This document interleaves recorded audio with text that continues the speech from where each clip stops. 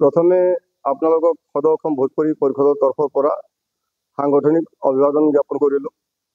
Actually বৰ্তমান অসমৰ যিটো পৰিৱেশ, এই পৰিৱেশটো চাই ক'ৰবাত না ক'ৰবাত এজন ভোজপুৰী ভাষী অসমীয়া হৈ কিনে দুখ লাগিছে। কিয়নো অসমত আমাৰ যেতিয়া 79ৰ পৰা 85লৈকে যি আন্দোলন হ'ল, সেই আন্দোলনটো কিহৰ কাৰণে?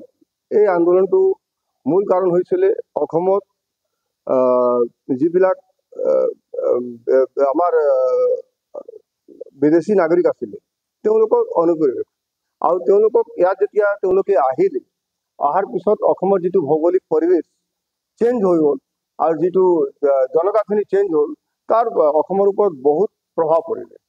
সেইকাৰণে তেতিয়াৰ পৰা আজিলৈকে কোনো মুখ্যমন্ত্ৰীয়ে এনেকুৱা ষ্টেপ লোৱা নাছিলে। আজি ডক্টৰ হিমন্ত বিশ্ব শৰ্মা ডাঙৰীয়া এটা ভাল ষ্টেপ লৈছে, তেওঁৰ কাৰণে আমি আদৰণি জনাইছোঁ। আৰু আমাৰ অসমৰ বিভিন্ন দল সংগঠনৰ লগত আমি আছোঁ, অসম চৰকাৰৰ লগত আছোঁ। তেওঁলোকে যদি তেওঁলোকে আইনৰ প্ৰক্ৰিয়া যোগেদি অসাংবিধানিক নাগৰিকক বা বেদখলকাৰীক তেওঁলোকে ইয়াৰ পৰা যদি বাহিৰ কৰিব পাৰে, কিন্তু লগতে আমালোকৰ এটা যিটো পৰিৱেশ, এই পৰিৱেশটো চাই কিনি মই ক'লোঁ যে যিবিলাক অসমৰ মূল খিলঞ্জীয়া মুছলমান আছে, তেওঁলোকেতো অসমৰ নাগৰিক আৰু তেওঁলোকে হাৰাশাস্তি পাব নালাগে। আমি সদৌ অসম ভোজপুৰী পৰিষদে সেইটোৱে খুজিছোঁ যে অসমৰ পৰা যিটো আমাৰ মূল সমস্যা, এইটো বা হিন্দু বাংলাদেশী হওক বা আমাৰ মুছলমান বাংলাদেশী হওক, তেওঁলোকে যিটো 24 মাৰ্চ 1971ৰ পিছত যিবিলাক আহিছে, তেওঁলোকে বিতৰণ কৰিব লাগে। এইটোও কিন্তু কানুনী প্ৰক্ৰিয়া দি তেওঁলোকক বিতৰণ কৰিব লাগে, যাতে ইয়াৰ পৰা কিন্তু আমি উচ্ছেদ কৰি আকৌ নামনি অসমত বহিলে, নামনি অসমৰ পৰা যদি উচ্ছেদ কৰি উজনি অসমত বহিলে, এইটো কোনো লাভ নহ'ব।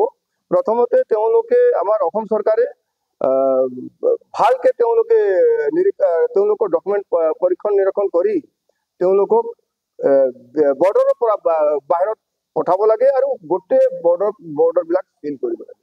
আমি সদৌ অসম ভোজপুৰী পৰিষদে সদায় আমি অসমত শান্তি সুৰক্ষা বিচাৰোঁ। আৰু এটা কথা আমি কৈ দিব বিচাৰোঁ যে অসমৰ কাৰণে কেতিয়াও ভোজপুৰী ভাষী বা হিন্দী ভাষী কেতিয়াও ভাবুকি নহয়। সদায় তেওঁলোকে নিজৰ কষ্টৰে, নিজৰে পৰিশ্ৰমেৰে তেওঁলোকে নিজৰ জীৱিকোপাৰ্জন লগতে অসমৰ যিটো অৰ্থনৈতিক দিশ আছে, সেই দিশত তেওঁলোকৰ ভূমিকা বলিষ্ঠ আছে।